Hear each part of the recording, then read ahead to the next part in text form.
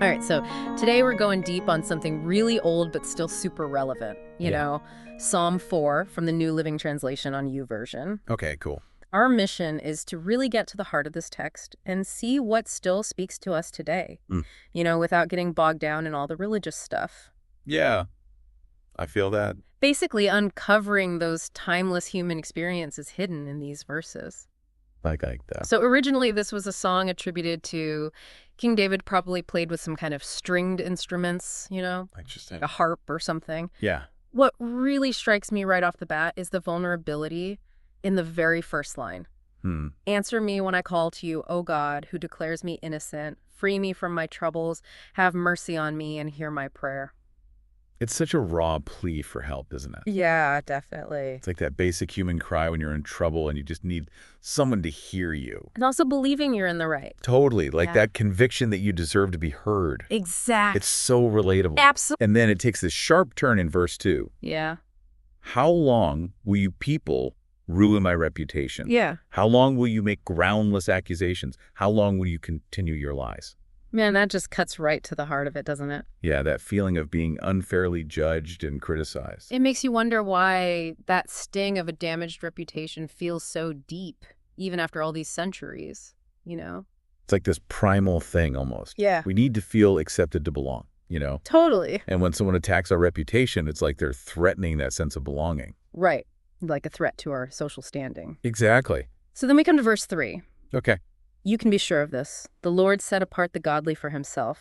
The Lord will answer when I call to him. Mhm. Now, putting aside anyone's personal beliefs, that idea of being set apart, having that special connection or inner conviction, that's powerful. It is, yeah.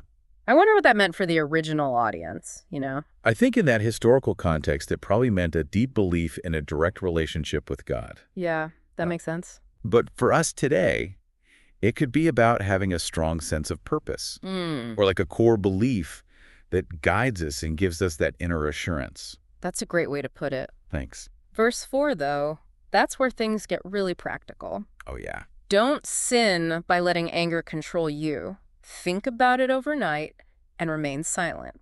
That's some solid advice right there. Isn't it? Like a recipe for emotional regulation. Exactly, like taking that pause before you react. It's acknowledging that anger can be so destructive if we let it take over. Yeah. That suggestion to think about it overnight, that's brilliant. Yeah, it's giving yourself that cooling off period. So you can respond thoughtfully instead of just reacting impulsively. Which, let's be honest, we've all been there. Oh, for sure. Verse 5 says, offer sacrifices in the right spirit and trust the Lord. Okay. Even if we're not talking about literal sacrifices, the idea of offering something in the right spirit that feels so important. Right. It's all about intention. Totally. Like the motivation behind your actions, that's what really matters. And trust, too. Yeah. Maybe not just in God, but in something bigger than ourselves. Like trusting in your values or the people who support you. Or even just trusting that things will eventually work out. Right. Having faith in a positive outcome, even when things are tough. Absolutely. So we move on to verse 6, and it's like this deeply human yearning, Oh, yeah? Many people say, who will show us better times?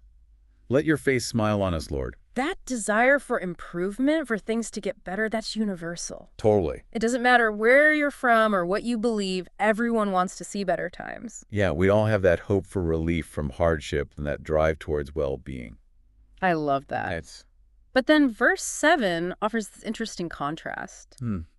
You have given me greater joy than those who have abundant harvests of grain and new wine. So it's suggesting there's a satisfaction that goes beyond material success. Yeah, like an inner joy. Like the difference between fleeting pleasures and true lasting fulfillment. Sure, material wealth can make you happy for a while. Yeah. But this verse is pointing to a deeper kind of happiness that comes from within. Like inner peace or a sense of purpose. Exactly. Things that endure even when your circumstances change. I love that. And then we wrap up with verse 8. Okay. In peace, I will lie down and sleep, for you alone, O Lord, will keep me safe. That feeling of security and peace of mind, especially when you're trying to sleep, that's something everyone can relate to. Totally. It's like that deep sense of trust Yeah. that allows you to let go of your worries and just rest.